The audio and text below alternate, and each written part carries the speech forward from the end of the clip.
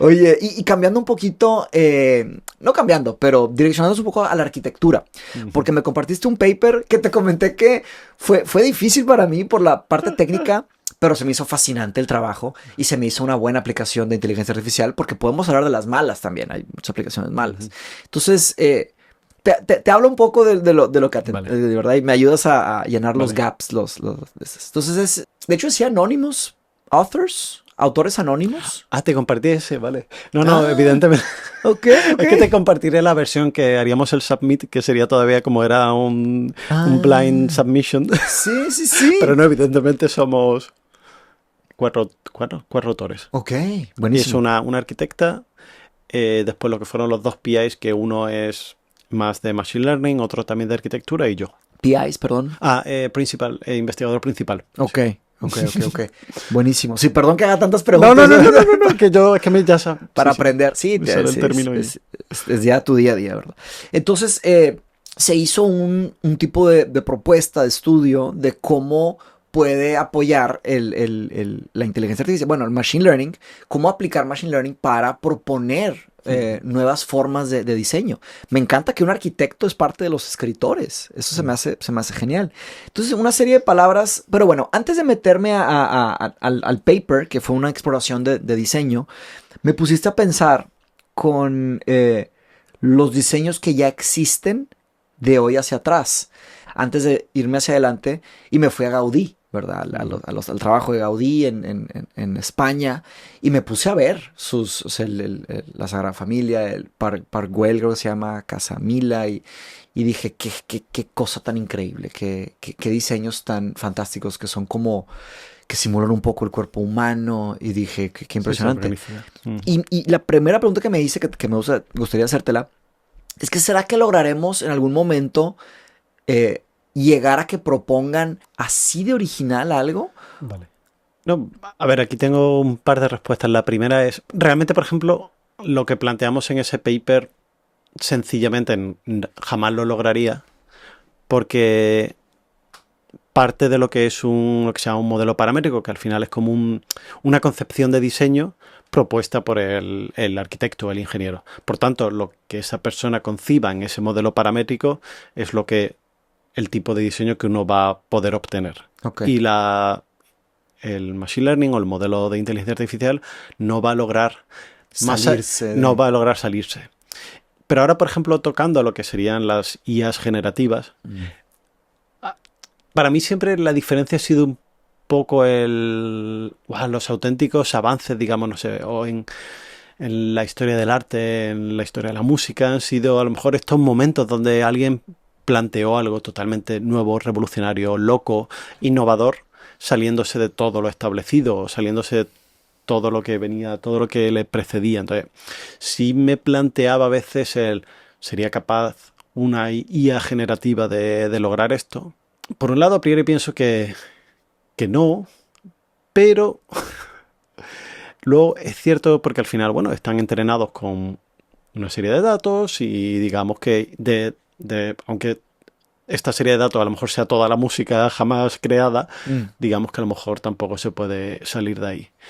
Pero después es cierto que conocí a un chico en Suiza que es compositor y usa mucho Primero me dijo, Spotify está llena de música generada por IA, no te puedes hacer ni una idea, y reciben un montón de escuchas porque están totalmente diseñadas para tocar, digamos, fibras sensibles. Entonces, para tener este appealing que te haga escucharla. No me digas. Para jugar con Sí, las sí, que al final, que un emociones. poco el tema del K-pop, el Korean pop, es la misma La idea. optimización. Es un tipo de género musical que incluso es una mezcla de diferentes tipos de subgéneros en diferentes momentos de las canciones para que al final sea atractiva a todos los oídos. Wow. Y eso, bueno, es diseñado por una serie de humanos que lo entienden, pero no difiere mucho. A veces corporaciones, ¿no? Que Sí, sí, sí. hablan de que son maquinarias Claro, de hacer dinero y la sofisticadísimas. manera de atraer a gente a que lo escuche. Pero pues me dijo este chico compositor, me dijo un uso que estaba haciendo muy interesante. Y es que, bueno, una simplificación muy grande, pero tú puedes tener un montón de canciones, ¿vale? Y gracias a este tipo de técnicas, digamos, representarlas en un espacio musical, ¿vale? Y entonces en este espacio musical tendrás un grupo que será la música clásica, otro grupo que será, no sé, el rock, otro que será el heavy metal.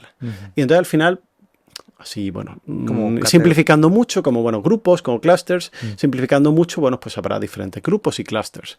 Y, por ejemplo, pues, no sé, cuando tienes a lo mejor músicas un poco más, o géneros un poco más fluidos entre otros géneros, pues serán al final puntos entre los grupos correspondientes de cada uno. Y él lo que me dijo es, lo interesante que yo encuentro es que hay partes de este espacio musical que están vacíos. Y entonces... Que no se han explorado. Y entonces la parte que él... Cómo utilizaban estos modelos, él en su caso como compositor, es, voy a explorar qué podría haber aquí. A lo mejor explorar lo que pueda haber ahí y suena abominable. Entonces no tiene ningún sentido, pero investiga... Es ruido. O a lo mejor es una fusión tan realmente no extraña, absurda, que no funciona. Que... ¿Alguien está haciendo esto? ¿Conoces? Sí. Okay. Es que ni me acuerdo del nombre, pero fue una charla muy interesante que tuve con él porque me pareció un uso muy atractivo. Lo que decía era... ¿Aquí en Cambridge? ¿O no? No, en Zúrich. En Zúrich. Sí, él trabaja de hecho allí. Y entonces él decía que explora los glitches de los modelos generativos de música. Wow. Entonces, esa ha sido la única vez que he pensado, pues a lo mejor estos modelos generativos sí pueden llegar a proponer cosas nuevas jamás exploradas. Y es un poco lo que abogo en muchos de mis trabajos. Y, por ejemplo, trabajo con la gente de arquitectura, que es, considero que solo un humano, como parte de ese proceso creativo, utilizando a lo mejor la IA generativa como ayuda, pero solo un humano va a ser capaz de realmente valorar o entender de verdad lo que está siendo producido y el auténtico valor de esa solución. Fíjate que me pusiste a pensar en Bob Dylan, este americano, que él... Digo, yo escuchaba a Bob Dylan desde hace mucho tiempo, pero digamos que conseguí su música y básicamente no tenía idea de la organización, porque escuchaba Greatest Hits y estaba todo mezclado. Y yo no me sabía los nombres de las canciones, solo escuchaba música de Bob Dylan. Y la verdad nunca me preocupé por categorizarla, de qué tipo de música que es. Y vi la película hace poco, no sé si ya la viste, sí. La de Completo Desconocido y Completo Unknown. Y vi que él tenía un problema con eso, con que lo catalogaran, ¿verdad? El tema del folk y cuando ya hizo la transición a electrónicos. Sí. A rock y todo esto. Y él dijo, no me importa, ¿por qué van a estar queriendo categorizar lo que hago? Yo soy un creador y hay algo ahí de la condición humana, de lo que los griegos llamaban el poiesis, que sería la creación. Poiesis en griego antiguo sería traer hacia afuera, bring forth. Y eso es una cosa... algo oscura o misteriosa, o algo, no misteriosa en un sentido teológico, sino que hay algo que escapa a la reducción a unos y ceros, ¿verdad? ¿Qué hace a que una persona la lleve a crear un estilo musical, ¿verdad? O trascender en la historia de la música? Tal vez está el tema emocional también. Hay una conexión muy fuerte con la parte emocional. Luego el tema de la práctica, la palabra talento, la intuición, la vida y cómo codificamos algo así para producir. Se me hace una cosa muy interesante. No sé, realmente él no llegó a ser una persona tan creativa como para entender el auténtico proceso creativo y de descubrimiento de... A ver, siempre habrá alguna influencia previa, supongo, pero será, a no ser, coger esos factores sueltos de todas esas influencias previas y combinarlo de una manera que tú solo entiendes que funcionan bien. Supongo, pero sería una manera... Seguro que he reducido mucho la complejidad del problema. Sí, no sé. Tendríamos que platicar con personas que están en eso. Pero en fin, regresando al diseño paramétrico, ¿no? Parametric design. Varios términos los subrayé que me quedé de tarea para investigar. Pero hablaste que, no sé si, me imagino que ya algunos ingenieros y arquitectos están usando el diseño paramétrico. De hecho, en el paper se menciona el 2022, que fue hace unos cuantos años que se hizo esto. Me imagino que ha progresado el campo. Háblame un poquito, o háblanos un poquito sobre parametric design, diseño paramétrico. ¿Cómo funciona eso para un arquitecto o un ingeniero? Vale. Es decir, aquí, bueno, puede que digas, considerando que no soy arquitecto, voy a hacer lo que pueda. Pero, mira, por ejemplo, un buen ejemplo de diseño paramétrico, sobre todo porque creo que fue de los que más impacto tuvo a nivel mundial y está justamente en Sevilla. en sí el edificio se llama Metropol Parasol, pero en Sevilla se le llama Las Setas. Y es una especie de, porque al final parecen como unas setas. Y es una estructura que... Como hongos, como Sí. setas, ya. Y es una estructura que está en una plaza y bueno, al final actúa en parte como un parasol porque cubre en parte la plaza y tiene unas pasarelas por arriba que tienen unas vistas alucinantes. Y fue creo que uno de los primeros edificios de gran reconocimiento en el que se utilizó diseño paramétrico. Y al final la gracia del diseño paramétrico es que tú eres capaz, digamos, de reducir la complejidad de una geometría a una serie de parámetros. Y no sé, por ejemplo, hay una simplificación muy grande sería, si tú quieres dibujar una curva, puedes tener la curva tal cual o puedes tener varios puntos de control, no sé, 4 puntos de control, que según donde estén situados esos puntos de control te definen una curva u otra o incluso a lo mejor habrá una posición de esos puntos de control que lo que te define sea una recta. Entonces tú has reducido la complejidad de tu geometría desde una curva y todos los puntos de esa curva a 4 puntos de control y una serie de operaciones sobre esos puntos de control. Entonces eso es lo que permite el diseño paramétrico, el reducir un diseño a una serie de parámetros. Y una vez tienes un diseño o una geometría definido como una serie de parámetros, tienes software como CAD software, Computer Aided Design, que harán una serie de transformaciones sobre esos parámetros y te sacarán la geometría de vuelta. Todas esas transformaciones evidentemente han estado definidas por un diseñador. Y por ejemplo en el tema este en lo que es la estructura que se presenta en el artículo, hay una serie como de niveles y cada uno de esos niveles realmente tiene como una serie se apoya sobre una serie de pilares. Pues uno de los parámetros, por ejemplo, es decir, está soportado sobre este pilar y sobre ese pilar. ¿Cómo se llamaba el garden, no? Un jardín urbano. Bueno, lo llaman como vertical garden. Jardín vertical. Sí, pero al final son como una serie de boles, digamos, que están plantados y al final... Bueno, sí, es como un poco una torre de soportes. Es genial el trabajo. ¿Podré poner un link en este video para que lo observen los oyentes? Excelente. Y bueno, y si quieren visitarlo, está en Suiza, en Zug. Ya existe. Sí, en el 2022 o 2020. A ver, ¿entonces se hizo? Sí, se construyó. No puede ser. No, que para mí de hecho fue muy bonito, porque yo estoy acostumbrado a que todo lo que hago sea una gráfica en un paper, en un artículo. Y realmente al final es una estructura... Excelente, felicidades. Bueno, gran parte de los méritos vienen a los arquitectos de verdad que lo sacaron adelante. Pero... Por supuesto, pero estoy seguro que... Claro, llegaste a tus conclusiones en donde los arquitectos... O sea, sí hubo...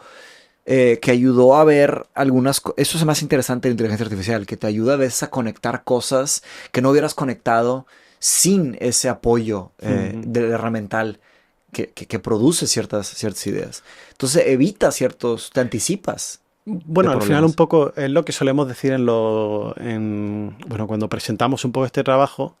Al final, bueno, a día de hoy todos vamos a toda velocidad y parece que cualquier cosa que tenemos que hacer debería estar hecha para ayer.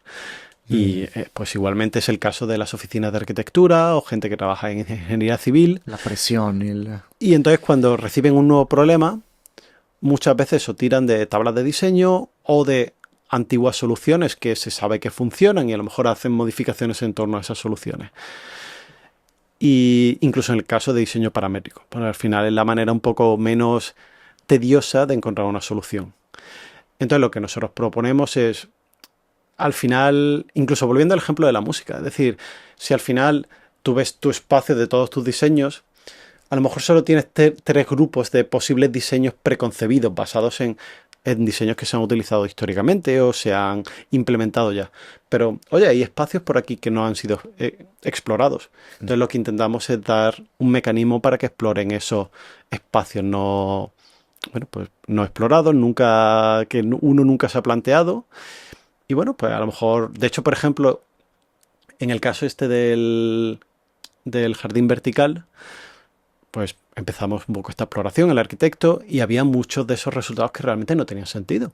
Pero bueno, aún así el método te lo suelta y el arquitecto está ahí porque nosotros consideramos que el arquitecto, el diseñador, es parte todavía íntegra, aunque haya un modelo de inteligencia artificial haciendo esta parte generativa, Es decir, el expertise del arquitecto es necesario utilizando esa herramienta.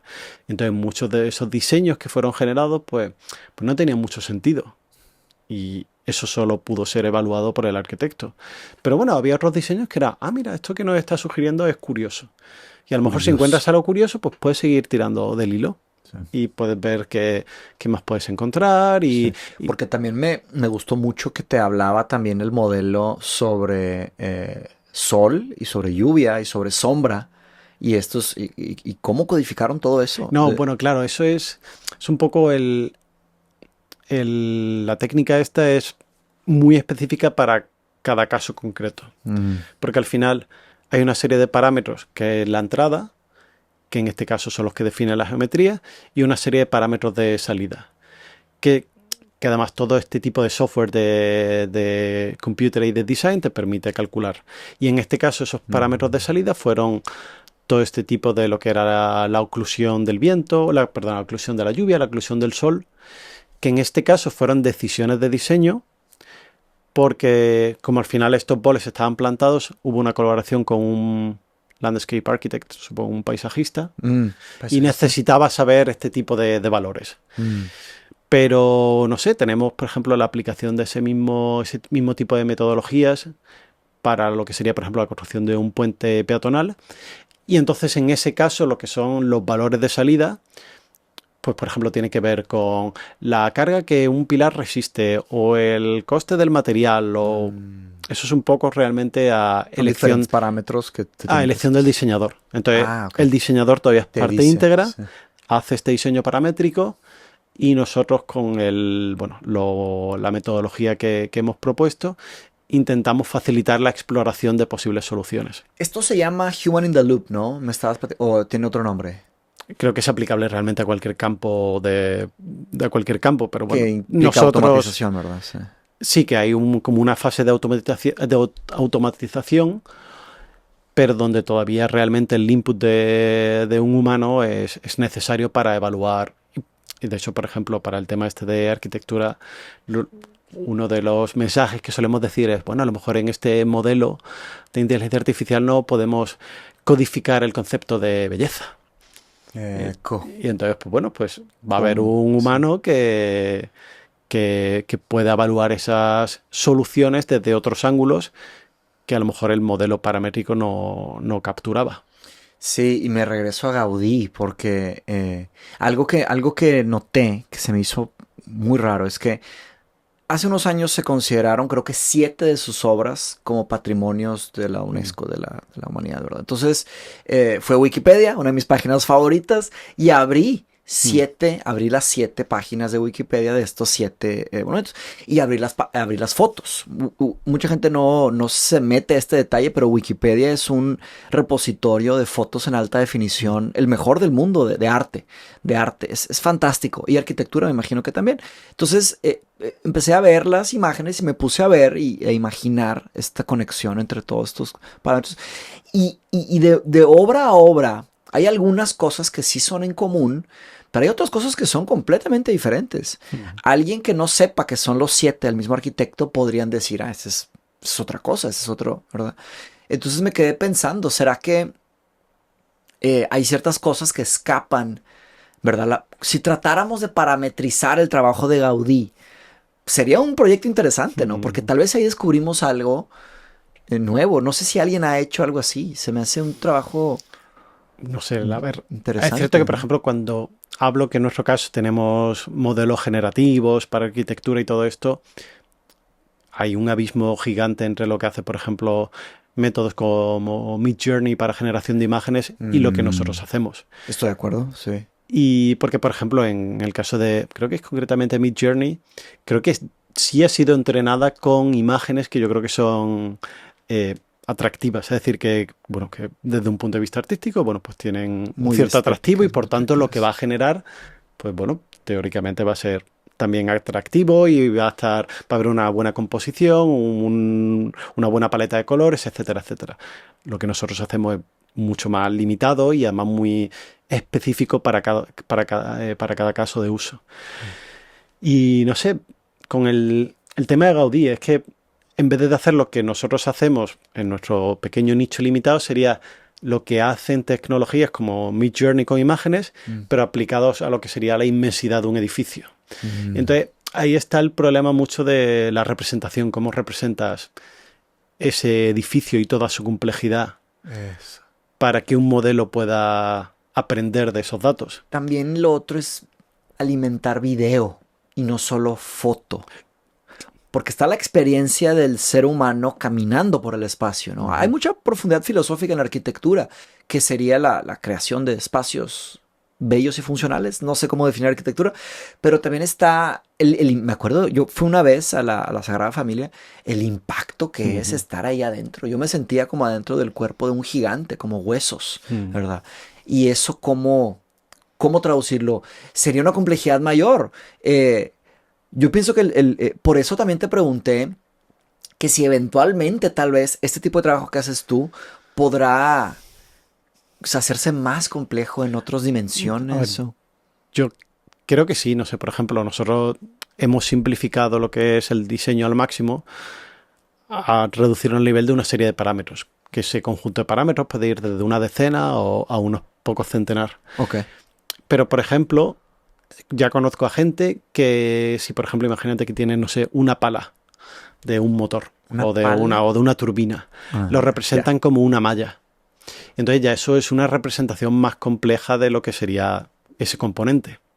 O sea, ya no es ya no son conjunto de puntos, no son conjunto de puntos que definen la pala. ¿Son campos o sí, mallas? Sí, es una malla tal cual.